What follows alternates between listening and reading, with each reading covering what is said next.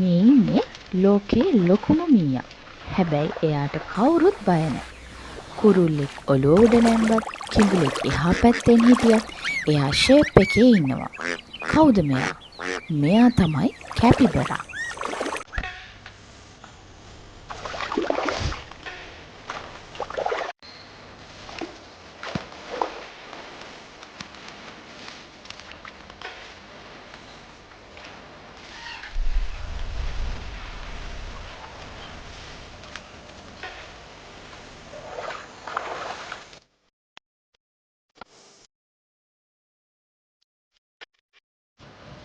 කැපිබරා කියන්නේ කවුද? කැපිබරා කියන්නේ ලෝකේ ඉන්න ලොකුම මී විශේෂය. ඔයාගේ ගෙදර ඉන්න සාමාන්‍ය මීයෙක් ග්‍රෑම් 100ක් විතර බරයි. හැබැයි කැපිබරෙක් කිලෝග්‍රෑම් 65ක් විතර බරයි.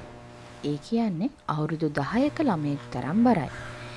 එයාලා ජීවත් වෙන්නේ දකුණු ඇමරිකාවේ බ්‍රසීලයේ වෙනිසුලාව වගේ රටවල. හැමතිස්සෙම ඉන්නේ ගඟක වැවක හෝ වතුරක් ළඟ. මොකද එයාලා අර්ධ ජලජ සතුන්. වතුර නැතුව ජීවත් වෙන්න බෑ. කැපිබරා නම හැදුනේ කොහොමද? කාපියෝආරා කියන වචනයෙන් එහි තේරුම තණකොළ කන එක. මෙයාගේ නහය, ඇස්, කන් තුනම ඔළුවේ උඩටම වෙන්න තමයි පිහිටලා තියෙන්නේ. ඒ නිසා මුළු ඇඟම වතුරෙන් යට කරගෙන නහය විතරක් උඩට දාලා හුස්ම ගන්නත් පුළුවන්. හරියට කිඹුලෙක් වගේ නේද? ඇඟිලි අතර පටල තියෙනවා. තාරාවෙකුගේ කකුල වගේ. ඒකයි එයාලට සුපිරියට පීනන්න පුළුවන්. විනාඩි 5ක් එක දිගට වතුර යට ඉන්නත් පුළුවන්. මීයෙක් නිසා ඉස්සරහා දත් දෙක ලොකුවට තියෙනවා. හැබැයි මේ දත් හැමදාම වැවෙනවා. ඒකයි එයාලා හැම වෙලේම තනකොළ, ගස්පොතු හපා ඉන්නේ. දත් මුවහත් කරගන්න.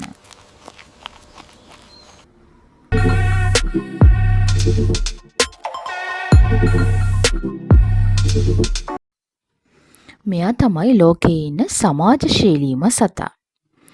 කැපිබරාට යාළුවෝ ගොඩක් ඉන්නවා. ඒ නිසයි මෙයාට ලෝකේ ඉන්න හිත හොඳම සතා කියලා කියන්නේ. එයා හැමෝගෙම යාළුවෙක්. එයාලා 10ක් 20ක් ඉන්න කණ්ඩායම් හදාගෙන ජීවත් වෙනවා. සමහර වෙලාවට වියලි කාලවලට සත්තු 100ක් විතර එකතු වෙනවා. වැදගත්ම දේ තමයි අනිත් සත්තුත් කැපිබරාලට ආසයි. කුරුල්ලෝ ඇවිත් පිටේ ඉන්න කෘමීන් අල්ලනවා. වඳුරෝ ඇවිත් පිට උඩ නිදා ගන්නවා. ඉබ්බෝ එක්කත් පීනනවා. කිඹුලෙක් ළඟින් හිටියත් ගණන් ගන්නේ නැහැ. මොකද කැපිබරා රණ්ඩුවට යන්නේ නැහැ. චිල් එකේ ඉන්නවා.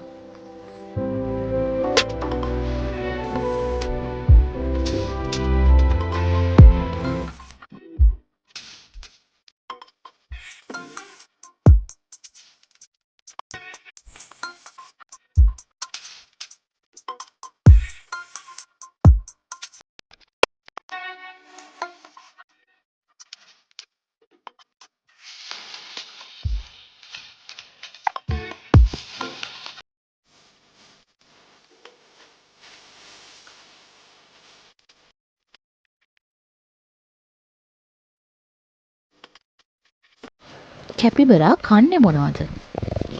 මෙයා තනකොළ සහ වතුරේ තියෙන පැල කනවා.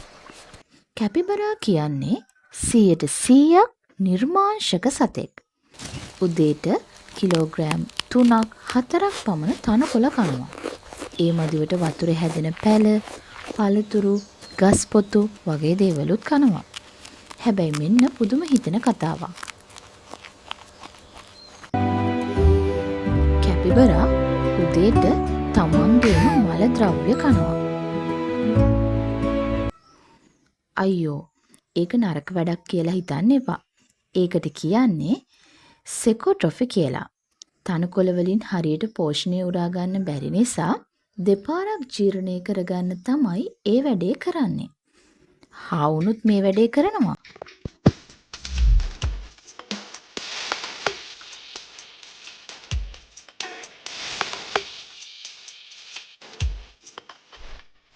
දැන් මම දන්නවා ඔයාලට තියෙන ලොකුම ප්‍රශ්න මොකක්ද කියලා. ගෙදර හදන්න පුළුවන්ද? ලංකාවේ ඉන්නවද? නෑ ළමයි. කැපිබරා ලංකාවේ වනයේ නැහැ. සත්තු අත්තේත් නැහැ. අනේ මටත් ගෙදර හදන්න බැරිද කියලා හිතනව නේද? පිටරට සමහර අය හදනවා. නමුත් ඒක ලේසි නෑ. ඒකට හේතුව එයාලට හැමදාම පීනන්න ලොකු පූල් එකක් ඕනේ. තනියම ඉන්න කැමති නැහැ. අනිවාර්යෙන් තව කැපිබරෙක් ඕනේ. නැත්තම් එයාලා දුකින් ලෙඩ වෙනවා. දුවන්න පනින්න ලොකු ඉඩකඩක් ඕනේ. මේවත් එක්ක බලනකොට කැපිබරාට කැලේ තමයි හොඳම.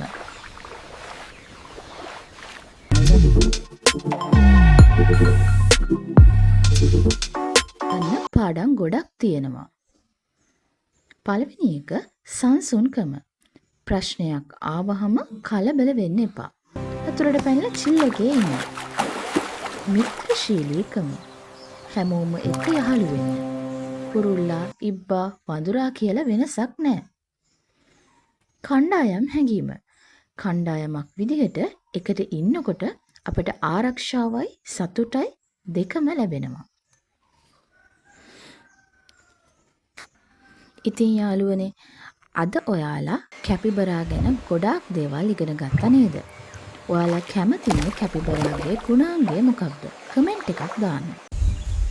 කැපිබරා වගේ චිල් එකේ ඉන්න යාළුවෙක්ට මේ වීඩියෝ එක ෂෙයා කරන්න. තව සත්තු ගැන දැනගන්න අපේ channel එක subscribe කරන්න. මම ආයෙත් එන්නම් තවත් සතෙක් එක්ක. Unseen Secret, uncovering the science behind the world you see and the secrets you don't.